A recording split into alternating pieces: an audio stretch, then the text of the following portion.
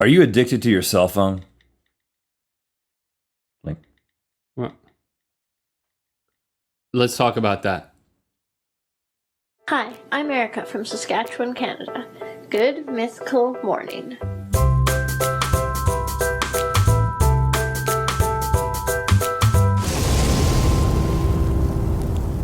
Good mythical morning. today's episode is brought to you by Catulas.com, the guys with the goods. Goods, including the snow cone maker. You and your friends or your family members can get together and enjoy snow cones together, like the old days, Link. There's no bonding like bonding over snow cones. Okay, so now we're getting into touchy territory today. Sensitive subjects, cellular telephones. Well, I call them cell phones or mobile phones. Mobile typically. phones. We're going to talk about cell phone addiction today. I think they call them handsets now. If we are addicted, if you're addicted, the first thing we're going to do before we get going, we're going to play the cell phone stacking game. This is a game that you can play in a restaurant with friends, where everybody takes out your phone, you set it on the table, face down, in a big stack all together, and the first person who actually accesses their phone, grabs their phone during the meal, has to pay for everybody else's meal. Once the bill comes, then you can take your phone. But it's a way to have social engagement with people that you're with, not people that are on the internet. Yeah, it's rude. So we're symbolically representing that today. We're going to see, resist all urges to touch your phone, Link. And I will resist here all so I can see it. urges to touch my phone. Even Okay. though we typically don't touch our phones during the show. But we could now that they're here. It is very tempting, especially if we're addicts, which I think that's the question. Now, is there research? yes, there is some research. Now, I mean, people have been talking about cell phone addiction for a while, but it is now being recognized as a real condition. And of course, in all places, California now has a center. I think it's just an addiction center in general, but they've added cell phone addiction to one of the vices that you can go and receive treatment for at the center. So if we qualify, maybe we can go spend a week there, me and you. Hang out with some drug addicted celebrities in like lounge chairs beside a pool. Yeah. That's kind of my image of it, but I don't want to denigrate rehab in any way. Okay, well, you probably just did. Yep, I apologize for that. So now it has basically been recognized as a condition. There are people who are addicted to their cell phones, and there's two aspects of this. I mean, the first thing, and we had an opportunity to experience this to see if this applies to us when we went camping, and that is nomophobia. No mo, as in no mobile, nomophobia. This is the fear of being without your cell phone. They actually Fear of being without your cell phone. Now, I would say in general, I have signs of nomophobia because I have this habit, like every time I stand up from a seated position anywhere, I'll go, I'll pat down, I'll make sure that I've got my phone because totally normal. Well, I mean, it may be a red flag of nomophobia because I fear that the phone won't be there. Because there's been a couple of times when you get up and boom, it's not there, and then you look back and it's just laying on the couch like a dead fish on the edge of a polluted lake. It's like pathetic. It's like, please come back and resuscitate me by putting me in your pocket or putting me up to your ear and breathing softly into the. This is quite picked up my phone. You not only you lost the game and you made a really weird analogy. But I didn't use the phone. You can't touch the phone in the game? No, I'm not going to touch my phone. That's why it's over there. Okay, so I owe you lunch unless you pick yours up later. Okay, so they actually did some research with some students up at Maryland University of Maryland, and they took away their cell phones for, I think, 24 hours. And, of course, the students were like, this was like the hardest experience of my life. I didn't know what I could do without having my cell phone. But I got to tell you, when we went camping recently and we were out without our cell phones, except for that small window of time where I call it the locksmiths, right? We were completely out of service when we were at our campsites. And so basically 2 full days. I enjoyed it immensely, not having it there, knowing that I was disconnected from anything that was happening on the internet. The only thing that gave me a little scare is the fact that I've got a wife and children, and my only connection with them when I'm up in the mountains is this cell phone. And now I'm just like, well, what if something happens? Or what if Jesse needs me for something? So there was a little bit of that, but it was more about the connection that I lost with them, and it was less about not being connected to the internet. So I don't. But you I still don't feel used like it. You still used your phone. You used it to take pictures. I did. You used it to tell time. No, I used the sun. No, you didn't. I used the sun in a cloud of dust to tell time. I used it.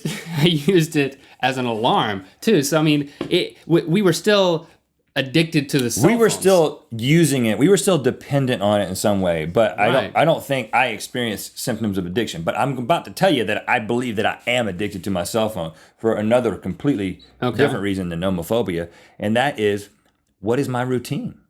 And my routine is, and I did it again this morning. First of all, when I go to bed, I go to bed with my cell phone in my hand, and I'm usually doing a couple things. I'm checking the news. I'm always checking the news. You know, I'm addicted to the news. Just like I go to Newser, that site where it just has it's an aggregator of all the different news stories. I'm like, did something new happen that I need to know about so I can do, what am I going to do? I'm in bed, you know? And then I like check Twitter or Facebook and, you know, maybe look at a couple of YouTube comments, and then I just put the phone down next to my bed because I was wondering if every morning you wake up and the phone's on your face. No, I put it down. And then you just pick it up and keep using it? Because that's an addict. I right still there. think I am addicted, but it's not that bad. If I you lay it wake down- up with the phone on your face, you know, the you next touch your morning. phone again, now you owe me lunch tomorrow. No. That I'm using it as a visual aid? A visual aid, man. There's an exclusion. We for didn't that. specify that. I feel like you owe me lunch tomorrow. Well, if you wake up like this, And then you the have a next day. problem. That's all I'm 3 saying. days in a row. You have a problem. Don't touch it again. You put it beside your bed. I put it under my bed, basically, because I don't have a bedside table. I'm up against the wall on that side of the bed. So then, every morning, I wake up, usually not via alarm, but via the alarms that are my children. And I reach down. It's definitely habitual. I thought about it this morning because I knew we were going to be talking about this. And I was like, man, I feel myself. I'm reaching down there. I grab it. I pick it up. Check the news. Oh, what am I going to do? Is something happening I need to know about? It's like your coffee? News. Look at comments on YouTube videos. I had this little routine. I go through like 4 or 5 little apps, and then I feel like, is there another app? And there's this feeling of emptiness and I haven't accomplished anything. I haven't changed anything. I've just observed some stuff and gone through this little routine. And I think I'm addicted to my cell phone. I do it morning and night, and then of course throughout the day I'm checking it. This is a problem. I mean, the problem is we want to make sure that the episode's gone up. So it's like I'll check my phone in the morning because it's the first way to make sure there hasn't been a problem with the episode, which there was last week. You know, so it's almost justified. But you can justify any form of addiction. I think for me the red flag is the bathroom. Using the restroom has turned into I use the bathroom just so I can use my phone. Hold on, that's a red flag. You don't wipe with this, do you? Because there's not an app. There's not an that. app for that. No. Yeah, that is quite a humorous little idea there, though. we could use that. Yeah, I mean, when you have kids, sometimes you gotta lock the door and say that you're doing number 2 in order to do number 3. This right here. This is number 3. Don't pick it up. I'm calling number 3 is when you're sitting on the toilet just so that you can be on your phone. When I was in elementary school, number 3 was vomiting. Oh. So I think number 4 should be being on the phone. No, vomit has been moved to number 4 because of this type of cell phone addiction. Okay. And then the other red flag for me is any downtime, especially on the weekend where I might be with the family running errands or something. And like Chrissy's like, hey, I need to run into the grocery store. It's easier to not unpack 3 kids from the minivan. So I'll just sit in the van and it's like, boom, put it in park. Before she's gotten out of the car to go into the Trader Joe's, whoop, I'm on the phone. I'm doing stuff. I'm seeing what's happening. I'm communicating with mythical beasts and whatnot. And it's just sad. It's sad. I've got 3 kids back there. I turn around and look at them, and you know what they look like? They look like dead fish on the shore of a polluted pond, just waiting for me to resuscitate them with the life-giving breath of a father's love. But look at me. Look at me. Just. Hey, Dad, shut up, kids! I'm on Twitter! My kids will knock on the door to the bathroom and say, "Get off your phone." That's bad. Wow. You know what it is? You know what it kind of hit me? The phone is... I'm doing number 2, I promise. It's like an adult. Come in if you don't believe me. It's like an adult No. listen, They don't do that. It's like an adult teddy bear or blankie.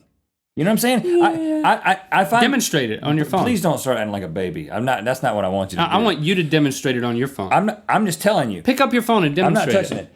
It's like sometimes you'll be like I'll be at the mall and my wife goes into a store that I don't want to go into, and I'm just sitting out of the way, and now I'm just a dude who's like standing in the mall. I don't want to be a dude who's standing in the mall. I want to be a dude who's standing in the mall looking at his phone. You know what I'm saying? And so it's like my teddy bear. It's like it might as well be a teddy bear. Your blankie. They should have outside of like all those candle stores and stuff where like the smell of women comes out of the store. They should have little mounts out there where you can just walk up and guys can just walk up and just put their phone into it, and then it just you can just stare at it like that, and you don't even have to use your arm strength. And then just be men lined up like, of course, then you need to touch it. Like I would this. think that would keep people from going into the store. It would also make people think it was a phone store. It's like a cell phone trough in the middle of the mall. I bet that's an idea for a kiosk. The cell phone trough. You run with that. Put your cell phone in there. If you're a man waiting for your wife or your girlfriend to come out of those smelly stores, and your phone would be up here, and maybe somebody would be massaging your back, and then there'd be like a football game on a bigger screen right on the other side of your phone. I bet a lot of men would pay for this. I would. And then just stand there and do this. Just to the right of the screen will be one of those paintings that if you stare at it for long enough, it'll like turn into a dinosaur. I think the question is, what's the application? What is the application? Because for me, I'm taking immediate application. I am not going to have my phone. I'm not going to touch it first thing in the morning. In fact, I'm going to put it somewhere where I can't. You just ruined 2 iPhones. It's okay. Whatever. I thought you were going to touch it. I thought you were going to try to catch it. I am not going to touch my phone in the morning. I'm going to keep it somewhere where I have to go through some other kind of routine, like at least brush my teeth or something before I access my phone. You owe me lunch for 5 days in a row now. I just want to make sure I didn't hurt it. Got a nice case. Well, what is your application going to be? I don't. You know what? Here's what you shouldn't do. You shouldn't. I don't have a problem. No, for a week. There's no application. Listen, for a week, you should not be able to take your phone into a bathroom. For 1 week. For 1 week, I'm going to keep my phone out of my bedroom, and for 1 week, you're going to keep your phone out of the bathroom. Okay. Quit touching it! Oh. It'll probably be cleaner. Gosh, you owe me lunch. I didn't turn it on, just repositioning 6 days in a row. I'm going to go to good places. All right, pro wrestler Rant.